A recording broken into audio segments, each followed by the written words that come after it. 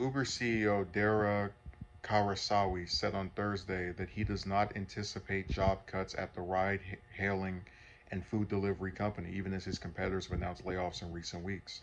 No, we're in a good place, Khosrowshahi told Bloomberg News in a response to a question about potential cuts. Fellow ride-hailing service Lyft announced in early November that it was cutting 13% of its workforce amid recession fears, while food delivery service DoorDash said on Wednesday that it would cut more than 1,000 positions due to slowing growth and rising expenses.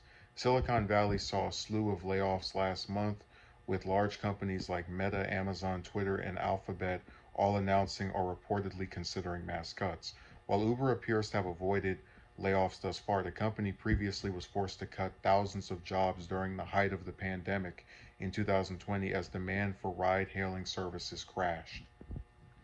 The reason that crash happened was because since people were confined to their homes with the stay-at-home orders across the U.S. and other countries as well, um, or I guess I'll just say the U.S. Because that's more specifically what I'm talking about. There was no need to take the rides that people were doing in the years leading up to this. But I wanted to cover this story because I don't usually, Uber is such a big part of my life in the sense that I use it, to go different places because I've mentioned before I'm not vehicular, abled or whatever.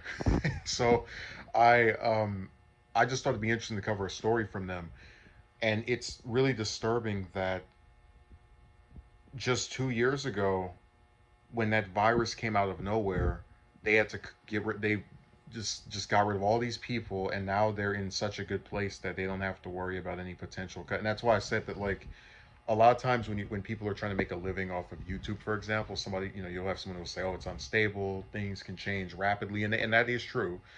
But when you have jobs that can just, with the snap of their fingers, cut off 200, 300, you see right here where they mentioned that what's the other service? DoorDash got rid of more than 1,000 jobs. You know, I that's why I said it always feels like, for whatever reason, you just can't get comfortable with these positions.